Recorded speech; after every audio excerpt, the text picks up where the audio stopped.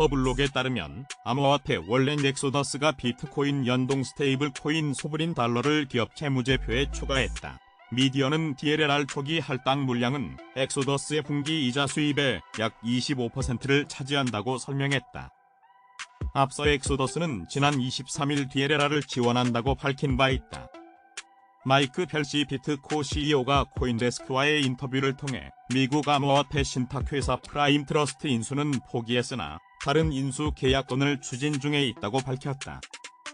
그러면서 아직 구체적인 내용은 공개할 수는 없으나 향후 6개월 이내에 결과를 전해줄 수 있을 것이라고 설명했다. 앞서 비트고는 지난 6월 9일 프라임 트러스트 인수 예비 계약을 체결했으나 최근 인수 계약을 철회한다고 발표한 바 있다. 미국 증시 3대 지수가 혼조 출발했다. S&P 500 마이너스 0.06%, 나스닥 마이너스 0.17%, 다우 플러스 0.03%다. 디크립트에 따르면 나스닥 상장 비트코인 채굴업체 라이엇 플랫폼이 중국의 마이크로비티로부터 1억 6,300만 달러 상당의 채굴기 33,280대를 추가로 매입했다. 모델은 지난달 처음 공개된 에모류게스 플러스와 에모류게스다. 라이엇 플랫폼은 내년까지 마이크로비티로부터 채굴기 66,560대를 추가 구매한다는 계획이다. 디크립트에 따르면 암호화폐 커스터디 및 뱅킹 업체 앵커리지 디지털의 트레이딩 책임자 링컨 바틀렛이 미국 전통금융의 강자들이 시장에 뛰어들면서 이제 암호화폐도 정식 자산군으로 분류될 날이 멀지 않았다고 진단했다. 그는 암호화폐 초기 개인 투자자들은 스스로 자산을 관리하고 여러 거래소에서 암호화폐를 사고 팔 수 있었다. 반면 기관 투자자들은 여러 규정으로 인해 시장에 진입하기가 어려웠다. 하지만 이제 월스트리트의 낡은 관행이 해체되고 있으며 암호화폐 거래소의 투명성도 확보되고 있다. 특히 규제 당국들이 공정한 시장을 만들기 위해 규제 마련에 전면에 나서고 있다고 강조했다.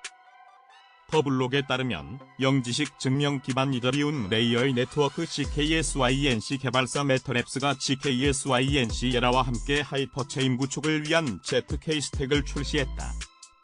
메터랩스 측은 영지식 증명을 사용해 상호 연결된 블록체인의 네트워크를 만드는 것이 목표라고 설명했다.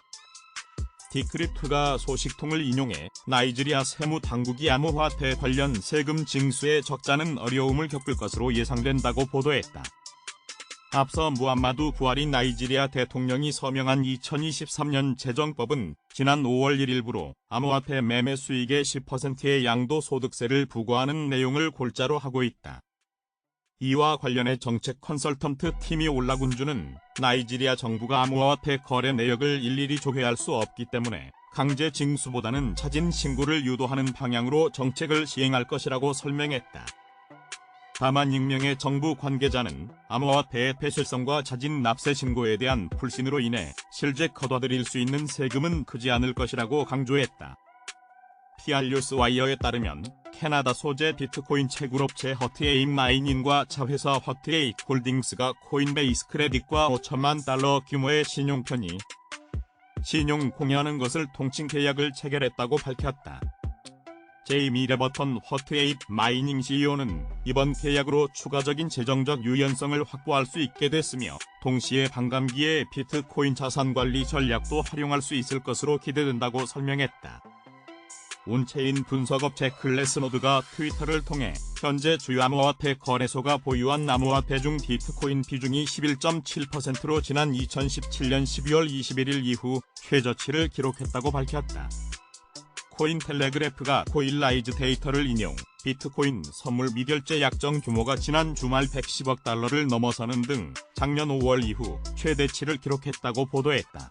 미디어는 BTC 선물 미결제 약정은 지난 4월 말부터 80억 달러 수준을 유지해왔다.